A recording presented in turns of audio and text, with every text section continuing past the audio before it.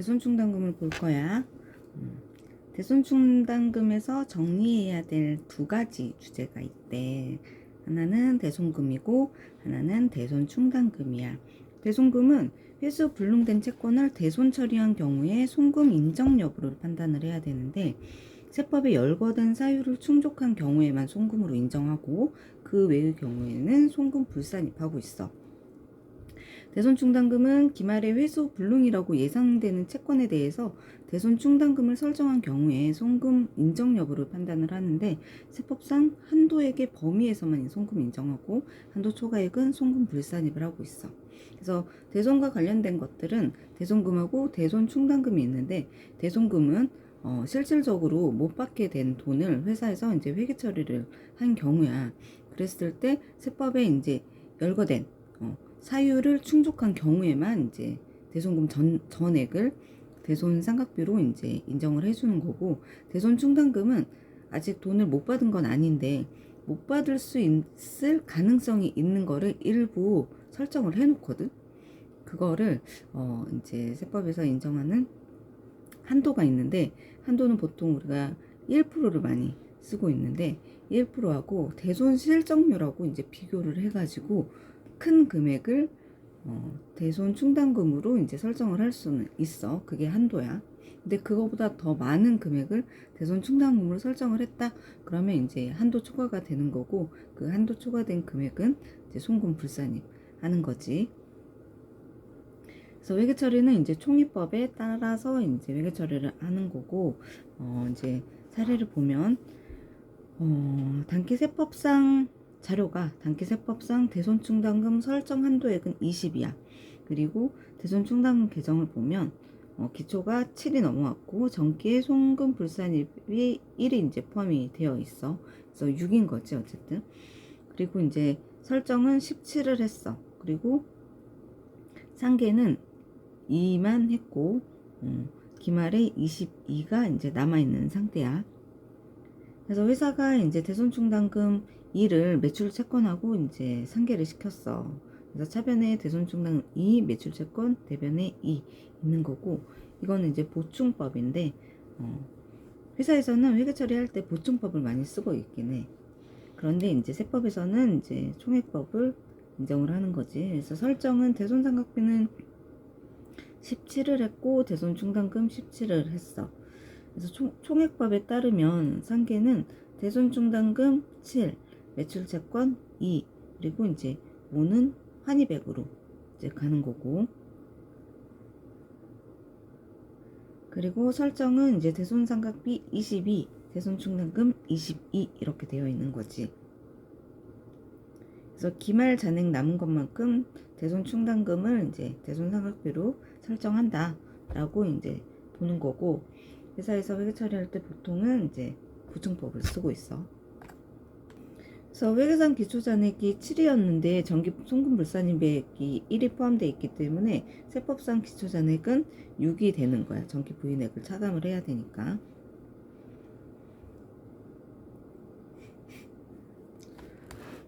대손충당금 한도 관련 세무조정 방법에는 정기 대손충당금 한도 초과액은 무조건 손금 산입을 해. 마이너스 6호, 이거는 자동 추인이 되는 거고, 단기에 대손충당금 한도 초과액이 있으면 대손충당금 기말 잔액에서 한도액을 빼면 이제 손금불산입 유보되는 금액이 나오는데, 이거는 다음 연도에 자동 추인이 되는 거지. 그래서 지금 정기에 대손충당금 한도 초과액이 있었을 때는 무조건 손금산입 하는데, 이게 이제 자동 추인이 되는 거지. 되는 것처럼 단기에 한도 초과액이 나와서 손금 불산입액이 있다 그러면 이 유보된 금액은 다음 연도에 자동 추인이 되는 거다라는 거고, 대손금 관련 세무조정 방법은 대손상각비하고 대손충당금을 계정 과목하고 무관하게 모두 대손금 비용으로 처리했다고 가정을 하는 거야.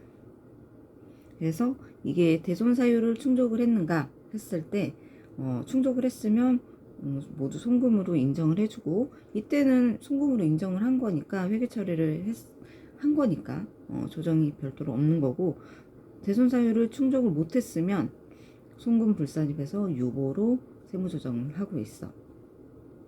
그래서 대손 사유를 충족하지 못한 매출 채권을 대손 처리를 했을 때 이제 회사에서 회계 처리로 대손 상각비로 이제 대손금을 이제 처리를 한 거지. 그랬을 때 대손 상각비로 처리를 했어. 대손 충당금에서 이제 차감을 하는 게 아니고 대손 상각비로 즉시 비용 처리를 했을 때 회사에서는 차변의 대손 상각비 10, 대변의 매출 채권 10 이랬어. 그랬을 때 세법에서 대손 사유를 충족하지 못했을 때 조정은 송금불산입 10 유보로 이제 모두 되는 거지. 그런데 대손 충당금을 상계를 했어. 그랬을 때 이제 회사에서 회계 처리가 차변의 대손 충당금 시 대변의 매출 채권 10 이런 회계 처리가 있었을 거고, 이 대손 처리에 대한 세법은 이제 대손 처리가 없고 환입을 시켜버려. 그래서 대손 충당금 10 대변의 대손 충당금 환입 10 이렇게 돼서 입금산입 10 해서 유보를 해버려. 대손상각비로 하게 되면 실질적으로 비용 처리를 딱 했기 때문에 송금불산입 10 이게 바로 유보가 나오는데, 대손충당금으로 상계를 해버리게 되면 약간 혼동이 올 수 있어. 근데 이거를 이제 대손충당금을 인정을 안 해주니까 이 대손충당금에 대한 대손사유를 충족을 못했는데 대손충당금으로 이제 상계를 했다 그러면 환입시켜버리는 거지. 대손충당금 10, 대손충당금 환입. 이 대손충당금 환입이 없기 때문에 이 환입된 10을 입금산입으로 해서 10 유보를 하는 거야. 그래서 이거는 둘 다 뭐 어쨌든 저쨌든 대손 사유를 충족 못한 거기 때문에 모두 송금불산입이나 입금산입이나 똑같은 말이니까 송금불산입 한다라고 생각을 하면 되겠어.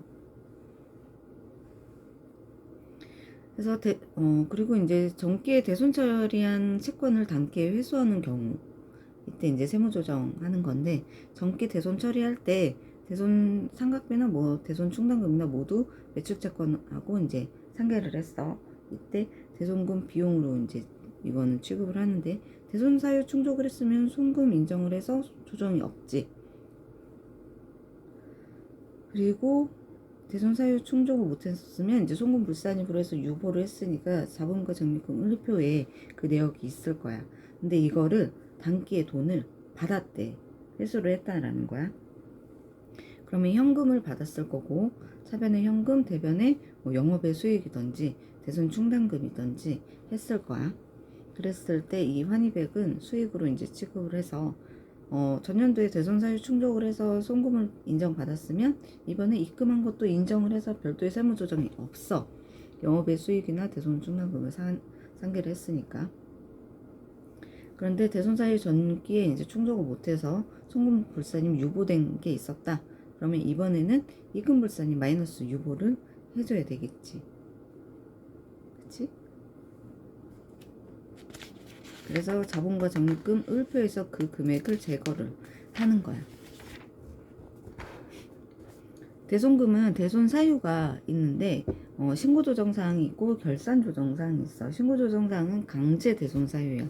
냈을 때 이 강제 대손 사유에 해당하는 경우에는 반드시 신고조정으로 반영을 해줘야 돼. 이 대손 사유는 부가가치세법상의 대손세 공제 사유와 똑같아. 그래서 보면 사유가 발생한 날이 속하는 사업연도에 송금으로 이제 신고 조정해야 되고, 만약에 이걸 놓쳤다 그러면 법인세를 수정 신고를 해야 되는 거지. 그래서 법에 따라 소멸수요가 완성된 채권, 뭐 상법, 어업법, 수표법, 민법상 소멸수요가 완성된 외상매출금, 미수금, 어음수표, 대여금, 선급금 이게 있으면 강제 대손 사유에 해당해서 신고 조정을 해야 되고, 회생계획 인가 결정, 법원의 면책 결정에 따른 회수불능 채권이야. 그래서 거래처가 돈을 못 줬어. 그런데 그 회사가 회생계획 인가 결정을 받은 거야. 또는 법원의 면책 결정을 받은 거야. 그랬을 때는 이제 돈을 아예 못 받게 되는 거니까 그 날이 결정한 날이 법원에서 이제 뭐 결정한 날이 이제 대손 사유가 발생한 날이니까 그때 사업연도 송금으로 해야 되는 거고, 이런 경우에는 회사에서 결산할 때 거래처 원장을 맞추게 되는데, 이 회사는 이런 이유가 있었다라고 해서 있으면 그 관련 자료를 받아야 돼. 받아서 세무조정을 그때 해야 되는 거지. 그 해당 상환도가 속하는 날에 속하는 세무조정 시기에 그걸 못했다. 그러면 이제 법인세 수정 신고를 해야 되는 거야. 그리고 신용회복 지원 협약에 따라 면책으로 확정된 채권, 그리고 민사집행법에 따라서 채무자 재산에 대한 경매가 취소된 압류 채권, 이런 것들은 강제 대손 사유에 해당해서 신고 조정 사항이고, 결산 조정 사항이 있어. 이미 대손 사유야. 결산서에 대손 처리한 경우에 한해서 송금으로 인정되는 채권인데, 사유가 발생해서 손비로 계상한 날이 속하는 사업연도의 송금으로 봐. 그래서 부도 발생일로부터 6개월 이상 지난 수표 어음 중소기업의 외상매출금 대신 이제 부도 발생일 이전에 발생된 외상매출금에 한해서 이제 외상매출금은 하는 거고, 대신 이 채권가액에서 1,000원을 남겨도 그 미만가액이라고 해가지고 보통 1,000원은 남겨두거든. 그래야지 그게 있었는지 없었는지 알기 때문에. 그리고 다시 받을 수도 있어. 이거는 다시 회사가 완전히 죽은 건 아니기 때문에 그 돈을 다시 줄 수 있거든. 그래서 1,000원을 이제 남겨두는 거지. 그리고 이제 수표 어음은 그 장수가 있거든. 한 장 한 장 뭐 이렇게 있기 때문에 그 한 장당 1,000원을 이제 남겨두는 거야. 그리고 채무자의 재산의 저당권을 설정한 경우에는 송금 인정을 하고 있어. 그리고 중소기업의 외상매출금 및 미수금으로서 회수 기일이 2년 이상 지난 것. 그런데 특수관계인으로부터 이제 발생한 거는 이제 제외하고 있어. 뭐 이용을 너무 많이 하겠지. 2년 기다렸다가 대손 처리해버리고.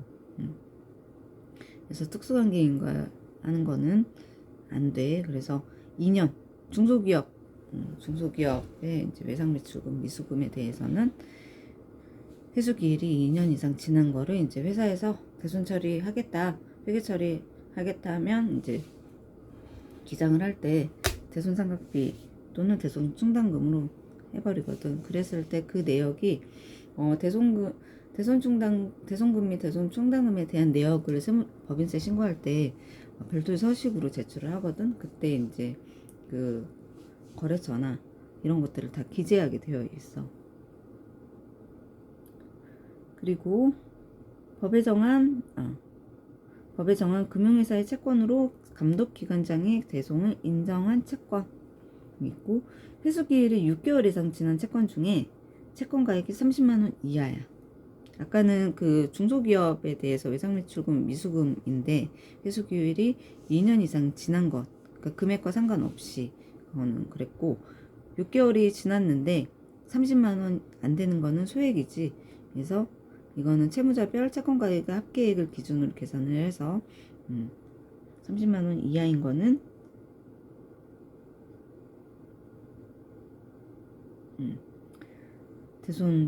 대손금으로 인정을 해준다라는 거야.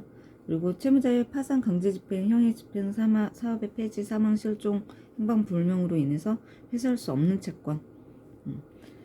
또 이제 회사는 외상매출금을 매출채권을 받으려고 엄청 노력을 해.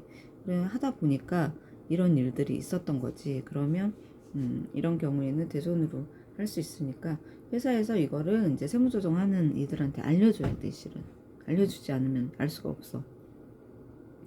그리고 재판상의 화해 등 이제 확정 판결과 같은 효력을 가지는 것으로 민사소송법에 따른 화해 또는 화해 권고 결정, 이런 것들에 따라서 회수 불능으로 확정된 채권이 있고, 그리고 물품의 수출 또는 외국에서의 용역 제공으로 발생한 채권으로 무역에 관한 법령에 따라 한국무역보험공사로부터 회수 불능으로 확인된 채권은 결산조정으로 대손금으로 인정을 해주는 거지.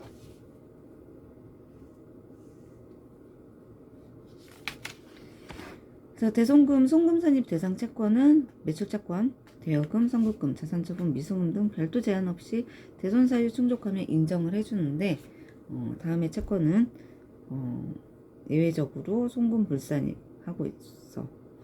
채무 보증으로 인해서 발생한 구상채권, 이거는 이제 대여금 성격으로 봐서 상대방이 특수관계인 경우에는 업무무관 가지급금으로 보는 거고, 특수관계인에 대한 업무무관 가지급금, 이거는 이제 대여 시점을 기준으로 이제 판단을 하고 있어. 특수관계인이냐 아니냐에 대한 판단을 할 때 특수관계인이 아니었던 시절이 있을 수 있겠지.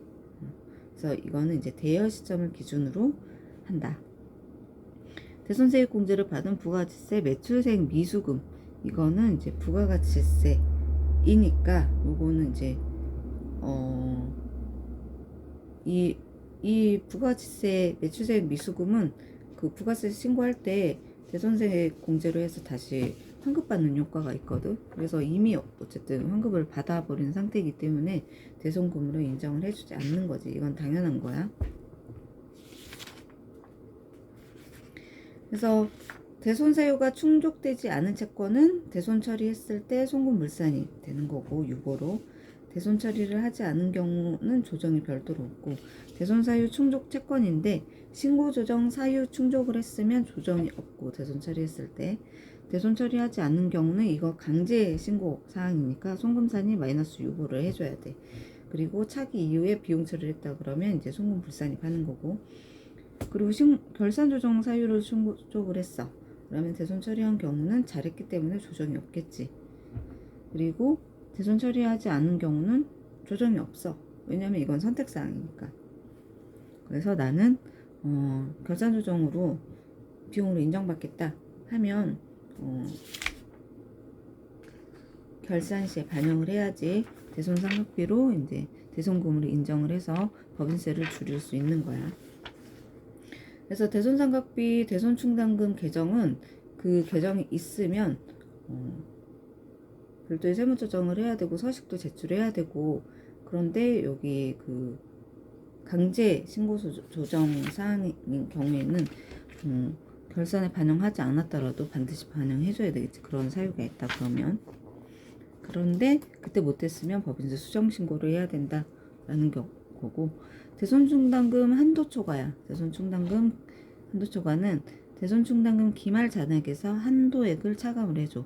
그랬을 때 이제 금액이 이제 한도 초과가 되면 송금불산이 요구하는 거고, 마이너스 한도보다 적게 나왔다 그러면 이제 조정이 별도로 없어.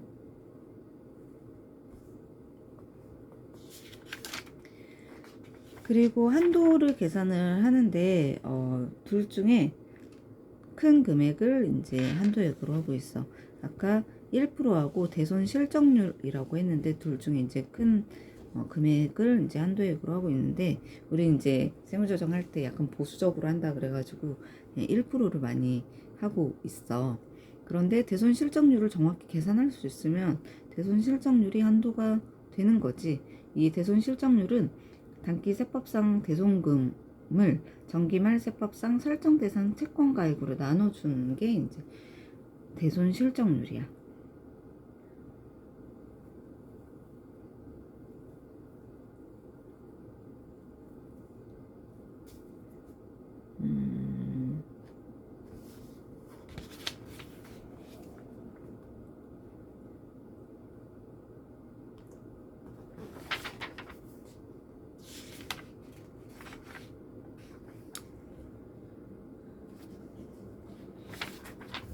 대손금은 이 정도 봐야 되겠다.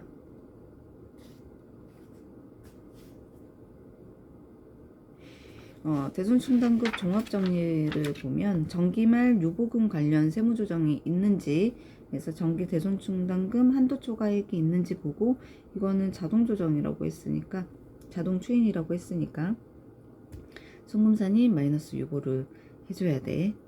그리고 단기의 대손금 관련 세무조정도 보고, 대손 사유가 충족했는지 충족하지 않았는지, 특수관계자인지 아닌지 그런 것들 같이 보고 이제 강제 대손 사유가 있는지를 봐야 되겠지.